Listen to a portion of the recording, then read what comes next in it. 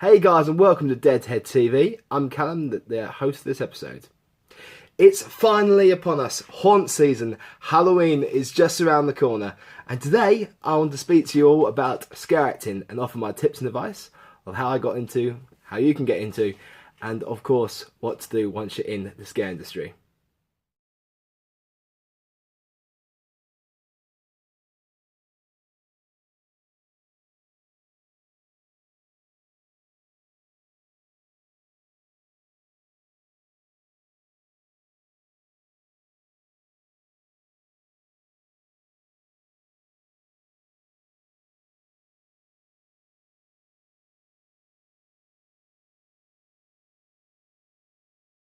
First off is knowing your part. When you do eventually get a role in your scare attraction, you'll be given by the director your role or your character, depending on what you're doing. First of all, you need to think, what is your character? Are you a zombie? For example, do you talk? Zombies don't generally tend to talk. It's all and groans all the way. One pet peeve I've always had with zombies is those that go brains, brains, because zombies are brain dead. They've got nothing up here apart from the the sheer want to feed off human brains. So that's always been a bit of a pet peeve to me.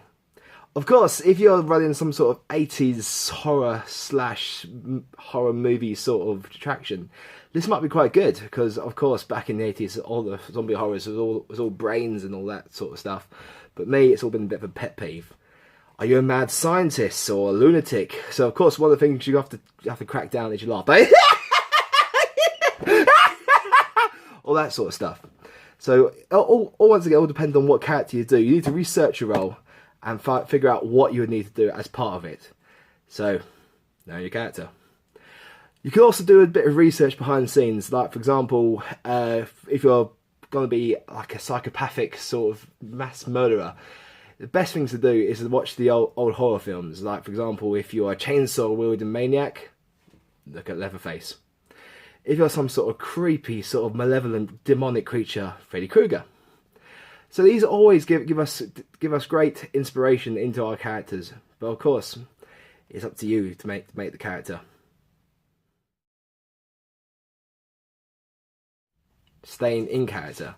This is obviously very important because if your character is a lot of time on live sets, so if you're constantly in your maze or attraction, then at any moment a group of customers could walk in, and if you're on your phone, twiddling around, thinking, "Oh, gotta be scary now. See you later." If they see that, the whole facade is just dropped. The whole sort of feeling that the customers have of disbelief, thinking that they're in this psychopathic world of monsters, creatures, it's just suddenly dropped. It's the worst feeling in the world for a customer when they've paid such good money to be in your attraction, and you're just sitting there like normal. Plus, also another really good tip is always think like your character. Don't just be thinking, "Oh, what should I have for dinner tonight? Chips and beans, chips and sausages," because that will really play a part in your facial expression. If you're thinking, "I wonder how he would taste with a bit of Canty and fibre beans," this will really bring out the expressions of your face, because you want to make the client or customer believe you want to rip them open, feast on their flesh, skin them alive if you have to. But if you don't think like that, your character won't come out like that. You want to try and make them believe that you want to kill them, eat them, do mad, crazy experiments with them. You've really got to think about it. And when you start thinking about it, that's when your character then really does come out and shine. Once again, another pet peeve when it comes to characters. If you're doing a public character, like if you're around a lot of customers, a lot of times you're asked to take selfies or appear in pictures. One thing that has really always annoyed me was when characters somewhat look at the camera or even look at the camera and try and pose in some way. What I've always done, which I was taught by one of my good friends, is when you're taking the photo, if it's just you, look at the photographer. Intimidate them as much as possible. Give them the eyes if you have to. Or if you're with a group, always look at a member of the group, never the camera. Obviously, if you have their permission, you can always go for the throat around the neck. But of course, when you do that, never grip. That's a lawsuit waiting to happen. So, as I said, just try and make the photo look like you're actually trying to hurt them. You don't want the photo to say, "Oh, don't I look fabulous? There was blood across my face. I look gorgeous." Unless, of course, you're some sort of demonic drag queen. Then that is, of course, the thing you're going for. Timing your scare. This is incredibly important when it comes to pulling off an amazing scare. Sometimes you can figure out the lay of the land or the lay of the maze, and you can estimate when your customers are coming through. So, for example, if you're working in a more high-tech maze, you might hear a few pistons go off in the background, which symbolises that in the next corridor, about to arrive in your room or your maze.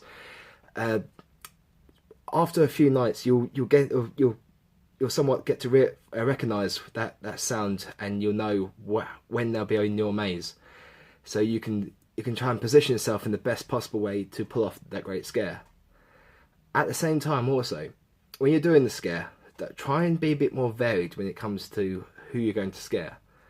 As a lot of people will be expecting the first person to get the scare, so the person that leads the maze getting the first scare. Try, if you can, hitting first if you want. Of course, don't make me dictate to you. But try also hitting the middle from the back or the second part of the group. Just don't always go for the front, because they're the ones obviously getting scared the most. And the guys near to the back, even though they've paid the exact same amount of money as the guy in the front, they're not getting as much scare for their money as he is or she is. So once again, timing is everything that comes to your scare. Also about timing is your presence. The average mind takes about 6 or 7 seconds to recognise what's going on. So if you're out there in front of a customer, sorry, so I have my other job coming out. If you're in front of a customer for about 5 or 6 seconds, that is your key time to scare them. They'll be scared no matter what you do, because it takes about 5 or 6 seconds for your brain to figure out what is happening and what's going on. If you're staying longer than that, the brain suddenly then figures out what's going on and the facade is lost. If you can, try and only be out and visible for about those 5 or 6 seconds, because you want to pull away and reset, ready for the next group. If you're out longer than that, they'll be thinking, "Okay, you've got me, what are you going to do next?" And a lot of the time, you won't have anything to do.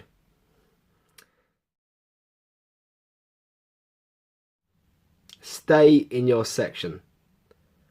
You've always got to stay in your section, even if there's a bit of a lull between, say, one lot of customers just leaving your section and the next lot coming in.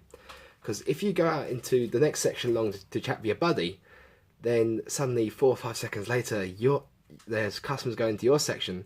They're probably looking around thinking, "Well, yes, it is beautifully decorated. The guts hanging from the ceiling is, but I'm not getting scared. There's no one here. I've paid all this money to be here, to be scared, but there's nothing happening." And then suddenly you're still chatting with your mate, and they go through your section without a care in the world, go into his, and see you chatting together as normal. Facade is once again broke, and you can't claim that back. It is incredibly important to stay in your section, and if possible, stay in character at all times. Like, I have seen mazes before where unfortunately someone has left their section, and I've had to pull 2 sections because of that. It's hard work on the actor, on the previous actor, trying to save your ass because you've buggered off to talk to your mate. It is incredibly hard work, especially when he's just done your scare and then has to reset himself back along 2 rooms. just stay in your section. It's the easiest thing in the world. Of course, if you have to go to the toilet or it's your designated break, then please radio into your team leaders or maze leaders or whatever they're called, or house managers, just to let them know that you'll be leaving for a second, and then they'll try and work out who will look after your section, of course, their section before. Don't touch a guest. Seriously, don't touch a guest. Of course, if you're running an extreme event and they've signed loads of paperwork saying, yes, I don't mind if Billy Joe over there touches me. I don't mind if old Bob over there touches me. But if they haven't signed that paperwork, you're in for a lawsuit. So don't touch the guests.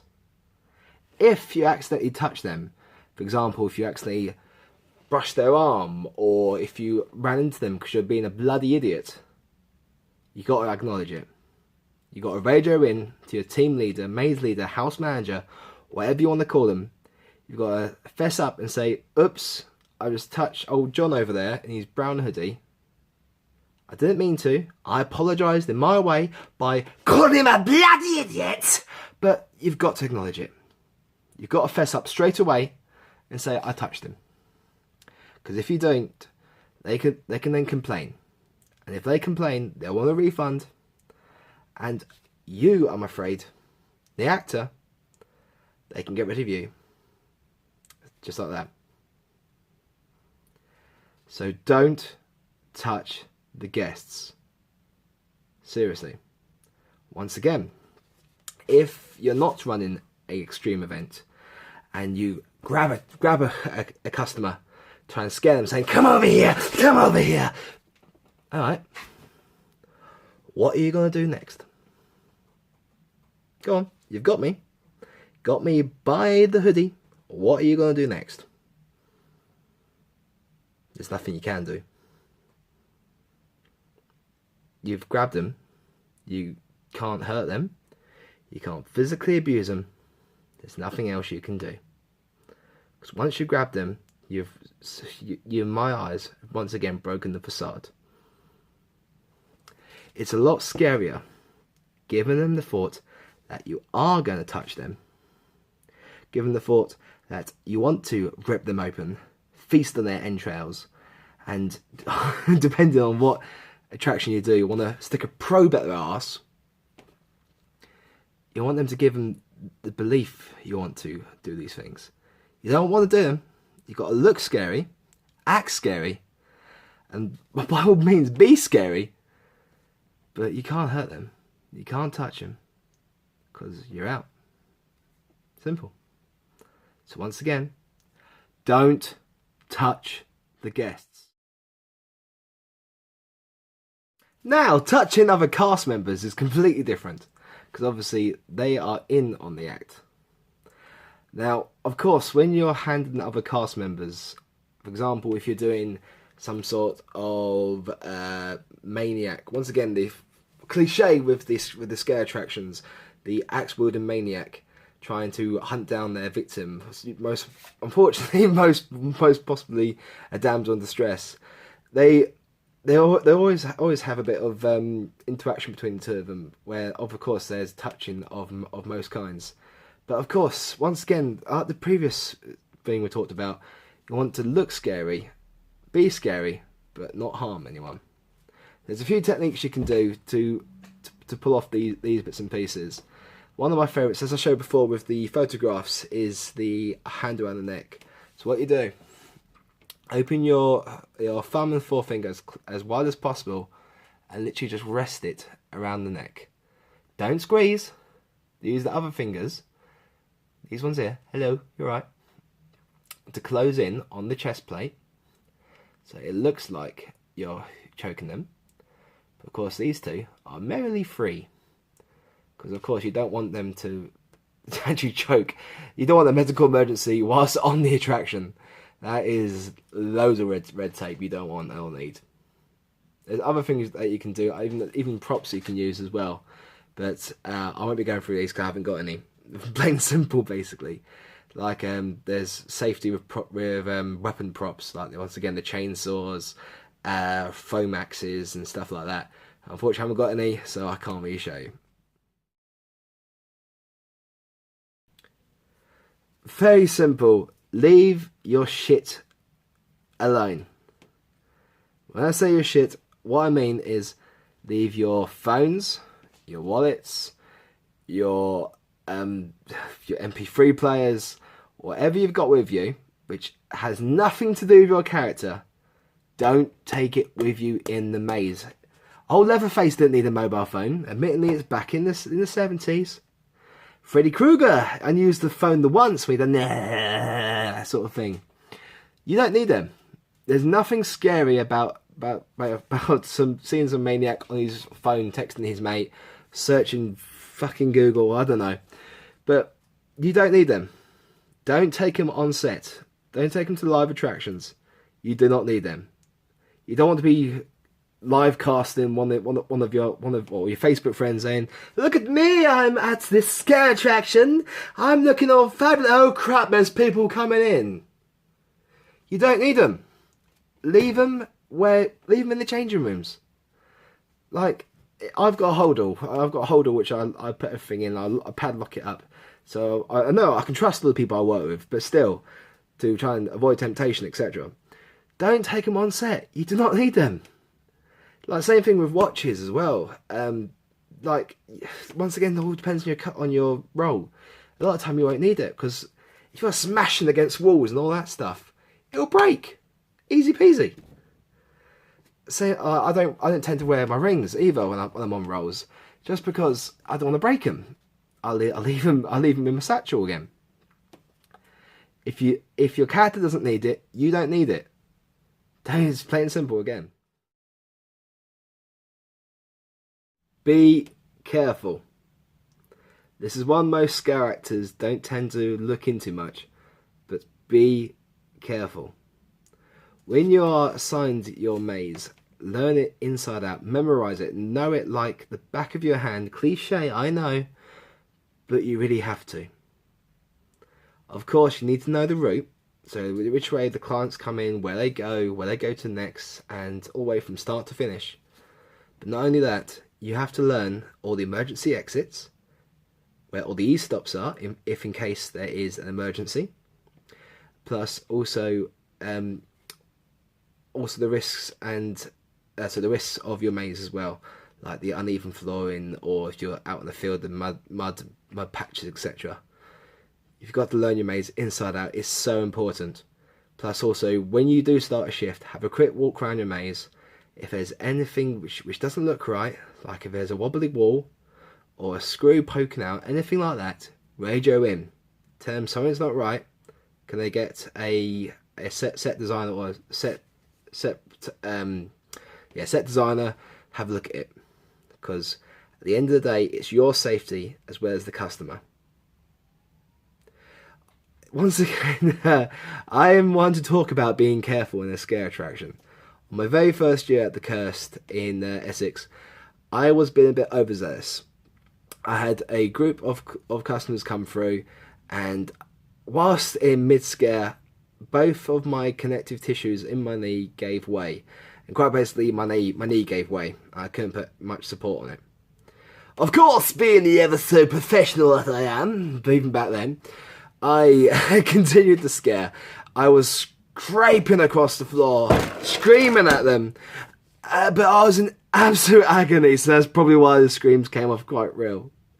Once they'd left, they actually had to climb over my body, and I crawled to the actor rat run and sat out for about half an hour, and after that I wrapped it up with some bandages and continued on. Admittedly, looking back, what I should have done, I should have radioed in, spoke to my team leader, manager, and got a first aider on site, have a look at me, tell me what's wrong, and obviously they will then give me the decision to either go home or continue, which obviously I'd made the decision myself. I should have done. Once again, being careful. once again, saying about knowing your maze inside out, there are a lot of hazards in your maze, especially in the active rabbit runs, where, for example, there are a lot of smell pods. Once you get in the industry, you'll know what a smell pod is. It's like this little upside down candle holder, which you put scented oil in, and it burns all the smells of the rainbow, basically. Where if you're working in a Santa's grotto, it's lovely gingerbread or peppermint. Lovely smells. But as you are working in the scare industry, my friend, there are not nice smells. There's piss, there's crap, there's rotten flesh. And I've seen before someone has accidentally ran into a smell pod. Luckily, the smell pods are at ankle height, so when you trip over them hard, where they smell like rotten flesh for the rest of the evening. In fact, for most of the season as well, because that was the only clothes that they had for their character, and they stunk. They really do. So it's one of the most simple rules, but it's so important. Be careful. Get to know your maze. Get to know all the ins and outs. Not just for your safety, but for the customers as well. Because you don't want to leave them in some sort of burning inferno where you got out scot-free. Be careful. And the most important thing of all, most important than anything else I've already told you so far, have fun. It's hard, exhausting, in my case, bone-crunching work. But it's the best fun you'll ever have with your clothes on. Seriously. It's been an absolute highlight of my career so far. I've met some amazing people. I've got some amazing reactions to some of my characters. It's great. It seriously is. Like, one of my favourite scares was a couple of years ago, where there was a group of lads that came in who all 6 foot somethings, all with their sort of slick back hair, stinking of blue jeans, and they just all walked in thinking like, oh, it ain't so bloody scary, I can do this with my eyes closed. But when I came out, the first guy, he screamed such a scream, it threw him back, and caused an absolute domino effect, and they all fell on the floor. It was amazing. I hate to say it, but it's it gives you like a feeling of being a god, because you control their fate. They can go off, but only if you say so. It's a complete power rush, a complete adrenaline rush. I've had some amazing screams and reactions throughout my years. There's been girls absolutely comatose in fear, hiding in their hoods because they don't want to see me.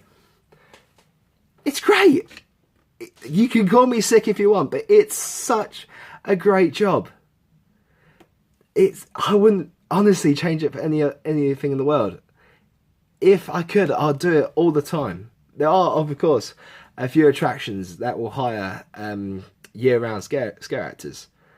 But it's great. I implore everyone to get into the scare industry. A few tips that I've picked up over the years. If you hear someone's name, use it. Using a name can be such a powerful weapon. It's if like, for example, there was a gaggle of girls coming through the attraction, and you hear, Brenda there, isn't this scary? Then you know Brenda's name, then you use it. Brenda! Hello, Brenda, I've been waiting, darling. Use it. It freaks them out. And they're like, how did he know my name? You told me, love. You don't realise that you've told me. Using names is such a powerful tool in a scare actor. It really does freak people out. And one best bit of advice that I've been given by a fantastic actor and teacher is, if you feel silly, you'll look silly. So, for example, if you feel like you can't really pull off the clown or can't, if you can't really pull off the maniac and you feel like you're wasting your time being here, you look it. You want to feel like the maniac. You want to feel like the creature that's been experimented on, and now you want to take your revenge. You want to feel like that blood-hungry zombie. If you feel and believe you are that creature or character, you will look like it. Very simple. If you look silly, if you feel silly, you'll look silly. Greatest bit of advice I've been given. And I'll pass it on to everyone else that I work with, seriously. But once again, working here is absolute fantastic way over time. I would recommend it to everyone and anyone if I could. So once again, thanks again for watching this slightly longer video than usual of DeadHeadTV. And enjoy Halloween season 2016. It's going to be a good one.